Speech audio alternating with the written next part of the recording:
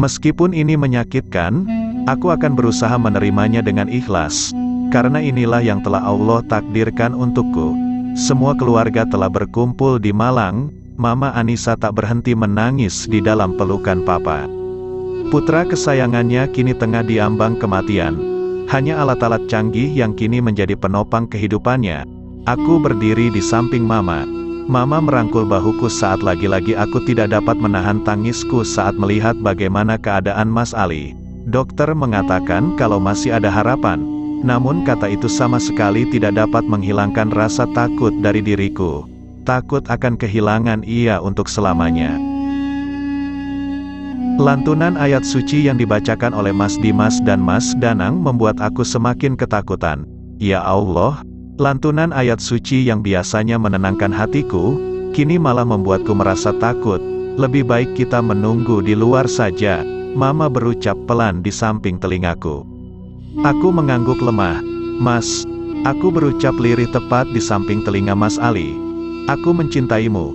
Bertahanlah. Aku menggigit bibir bawahku saat tangisku hendak pecah lagi. Buru-buru aku melangkah keluar. Mama langsung memeluk tubuhku erat.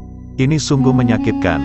Aku kira hal paling menyakitkan dalam hidupku adalah saat aku harus kehilangan calon buah hatiku. Namun ternyata kemungkinan aku akan kehilangan Mas Ali untuk selama-lamanya itu lebih menyakitkan. Ayana duduk diam dalam sunyi. Kakinya benar-benar terasa lemas hingga rasanya ia tak sanggup untuk berdiri. Inikah yang dia inginkan? Ketika Ali tak bisa ia miliki, maka Zahra pun tidak bisa memiliki Ali. Harusnya ia merasa senang saat Zahra mengatakan kalau Zahra bersedia membagi Ali padanya. Namun bukan perasaan senanglah yang Ayana rasakan, melainkan rasa sakit yang perlahan semakin menggerogoti hatinya. Sebenarnya apa yang terjadi padanya? Kenapa ia merasa tidak senang? Padahal semuanya berjalan sesuai dengan apa yang memang ia inginkan. Zahra akan merasakan apa yang pernah ia rasakan. Sakitnya kehilangan orang yang ia cintai. Benarkah kini kau mengandung anakku? Ali berujar lirih. Ayana diam terpaku. Katakan padaku Ayana, apa benar kau tengah mengandung anakku? Ali mengulangi pertanyaannya. Ayana diam. Aku mohon Ayana, jawab pertanyaanku dengan jujur. Apa benar anak yang kau kandung adalah anakku? Ayana menggeleng lemah. Bukan. Anak yang kukandung bukan anakmu. Kita tidak melakukannya. Malam itu, kau kehilangan kesadaranmu. Kau sama sekali tidak menyentuhku. Perkataan Ayana tumpang tindih dengan sedu sedan yang tak mampu ia tahan. Ali tersenyum lega. Terima kasih atas kejujuranmu. Maafkan aku yang tidak bisa membalas cintamu.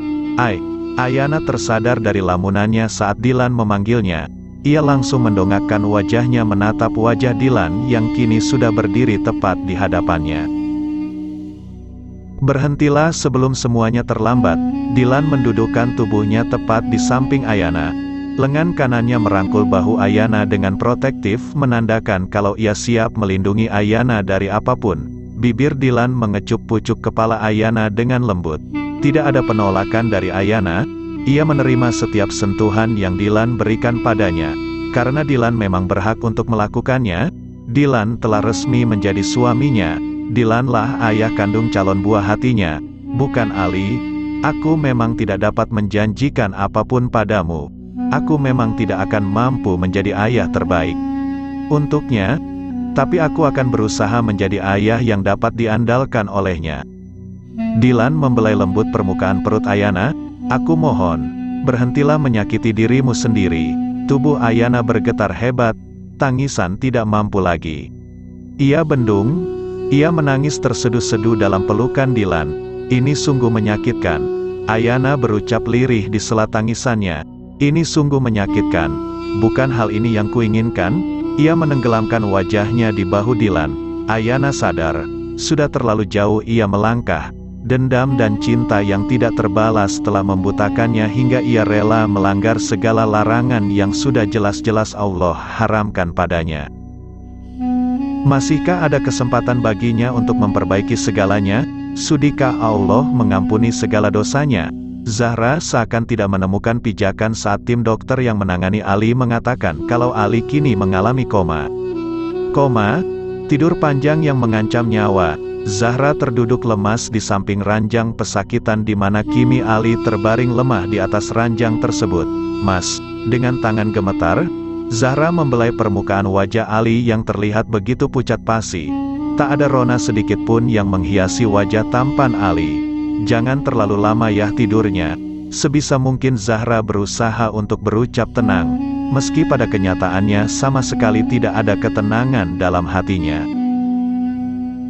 Perlahan Zahra mulai melantunkan ayat-ayat Quran yang telah ia hafal. Suara Zahra semakin pelan saat ia sampai pada surah terakhir yang pernah ia baca di hadapan Ali. Zahra memerlukan waktu lebih dari seminggu untuk menghafal surah tersebut. Kamu pasti bisa. Masa kalah si hafalannya sama Zidane. Itulah yang Ali katakan padanya saat ia mengeluh pada Ali tentang hafalan surahnya.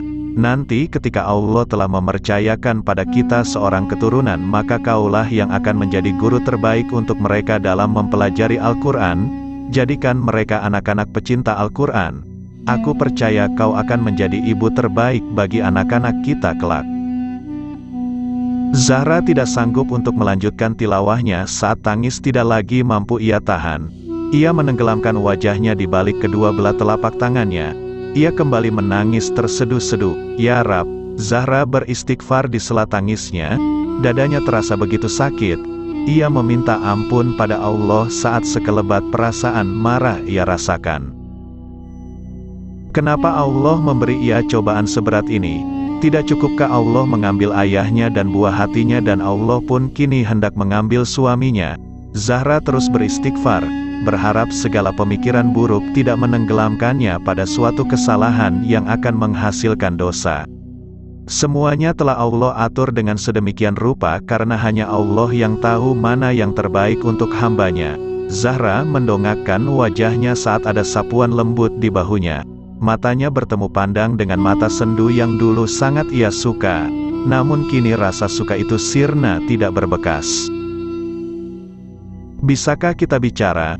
Ra, Ayana berdiri canggung di samping Zahra. Matanya menatap sedih ke arah tubuh Ali yang terbaring tidak berdaya. Rasa bersalah semakin menggelayutinya saat pandangnya beralih menatap wajah pucat Zahra. Zahra mengangguk lemah. Dengan langkah gontai ia berjalan menuju taman rumah sakit yang terletak di dekat musala. Maaf, Ayana menundukkan wajahnya. Ia merasa malu bertatap muka langsung dengan Zahra. Maafkan segala kesalahan Mbak Ra. Zahra hanya diam mendengarkan setiap ucapan yang kini Ayana katakan padanya. Mbak hanya anak angkat dari nenekmu, Ra. Mbak hanyalah orang asing yang telah mendapatkan kasih sayang dari keluargamu. Zahra sudah tahu akan kenyataan itu beberapa hari setelah ia meninggalkan Jakarta untuk tinggal di Malang. Ibunya sendirilah yang menceritakan itu semua padanya. Kenapa Mbak Ayana tega melakukan itu padaku? Mbak Ayana sudah Rara anggap Mbak sendiri. Kenapa, Ma? Itulah pertanyaan yang terlontar dari Zahra saat itu. Ini hanyalah masa lalu yang Mama pikir telah usai dan sama sekali tidak ada manfaatnya untuk kembali diungkap. Masa lalu apa Ma? Ayana bukan adik kandung Mama. Ayana adalah anak angkat nenekmu. Dan mengalirlah cerita di mana kecelakaan yang telah merenggut kedua orang tua kandung Ayana. Sebuah kecelakaan yang sungguh tragis. Andai Zahra berada di dalam posisi itu, mungkin ia tidak akan dapat setegar Ayana. Pantaslah kalau Ayana membenci keluarganya. Apakah Mbak Ayana melakukan ini semua padaku karena ia masih merasa marah atas apa yang terjadi di masa lalu? Ma, Mama tidak tahu. Sayang, Mama mohon janganlah kau membencinya. Tanpa mamanya meminta pun, Zahra memang tidak akan pernah bisa membenci Ayana. Ayana adalah sosok kakak bagi Zahra, sosok yang selama ini menjadi panutannya. Meskipun kini perlahan rasa suka itu terkikis karena luka yang telah ditorehkan Ayana padanya, Zahra tetap tidak akan bisa membenci Ayana karena Ayana adalah kakak yang ia sayangi. Mbak sungguh minta maaf, Ra. Mbak sungguh menyesal. Tidak seharusnya Mbak menjadikanmu pelampiasan kemarahan Mbak di masa lalu. Ayana menangis tergugu di samping Zahra yang masih diam membisu. "Apa Mbak sungguh-sungguh mencintai Mas Ali?" Zahra bertanya dengan suara yang sangat lirih. Ayana tertegun saat dengan tiba-tiba Zahra mengajukan pertanyaan tersebut. "Mbak mencintai Dr. Ali. Bahkan Mbak selalu berharap kalau Dr. Ali lah yang akan menjadi pendamping Mbak." Ayana berujar tak kalah lirih. "Namun, ternyata Allah tidak menjodohkan Mbak dengannya." Zahra tahu kini Ayana berkata jujur. Ayana benar-benar mencintai Ali. Dengan tangan gemetar, Zahra menyentuh tangan Ayana yang terasa begitu dingin di telapak tangannya. Ternyata bukan hanya tangannya yang bergetar, namun tangan Ayana pun bergetar. "Aku ikhlas Mbak kalau harus berbagi cinta denganmu." Ayana tertawa miris, matanya menatap sendu mata Zahra yang kini terlihat kelam. Begitu banyak kesakitan yang kini terpancar dari sorot mata Zahra. "Benarkah kau ikhlas, Ra?" Zahra mengangguk lemah. Setetes air mata kembali lolos dari pelupuk matanya. Benarkah ia ikhlas? Namun, kenapa hatinya sakit saat mengucapkan kata itu? Seakan-akan ada sebilah pedang yang tidak kasat mata sedang mengiris hatinya. "Seandainya kini Mbak yang berada di posisimu, sampai kapanpun Mbak tidak akan pernah rela membagi orang yang Mbak cintai dengan orang lain, meskipun itu dengan orang yang Mbak juga sayangi." Zahra menatap Ayana tidak mengerti. Sebenarnya apa maksud dari perkataan Ayana? Mbak akan bersikap egois. Mbak akan mempertahankan dia untuk tetap berada di samping Mbak. Ayana tersenyum tulus ke arah Zahra. "Ingatkan dulu saat kita menonton film Ayat-Ayat Cinta. Bukannya kita sudah sepakat kalau kita tidak akan menjadi seperti Aisyah yang rela membagi Fahri?" Zahra tersenyum samar. Yah, betapa hebohnya dulu ia saat melihat film tersebut bersama Ayana.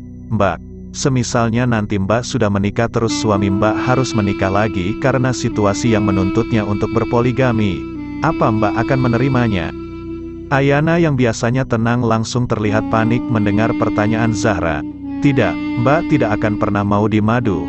Ayana berucap tegas. Allah mengikhlaskan surga bagi istri-istri yang rela di madu demi kebaikan suaminya. Bila hati kita ikhlas karena Allah Ta'ala, Mbak tidak akan mampu untuk ikhlas membagi pasangan Mbak dengan wanita lain. Itu hanya akan menyakiti batin Mbak. Zahra sangat tidak mengira kalau apa yang dulu pernah ia dan Ayana bahas tentang poligami malah kini melibatkan mereka berdua di dalamnya. "Bersikaplah egois, bila memang keegoisan itu diperlukan." Ayana memeluk tubuh Zahra. "Semoga Dr. Ali lekas sembuh, dan Allah senantiasa memberikan kebahagiaan pada kalian berdua. Tapi Mbak, bayi," pandangan Zahra mengarah ke perut Ayana. Ayana menggelengkan kepalanya. "Maafkan atas segala kebohongan yang telah Mbak lakukan. Dia bukan anak Ali." Ayana berucap begitu pelan. Zahra mengerutkan dahinya bingung. "Kebohongan? Kebohongan apa? Apa bayi yang dikandung Ayana saat ini bukanlah anak Ali?" Tapi kenapa saat Zahra bertanya tentang kebenaran itu Ali malah menjawab tidak tahu? Apa arti dari kata tidak tahu itu? Segala pertanyaan kini memenuhi pikirannya. Sebenarnya apa yang telah terjadi? Kenapa kini semuanya membuatnya bingung?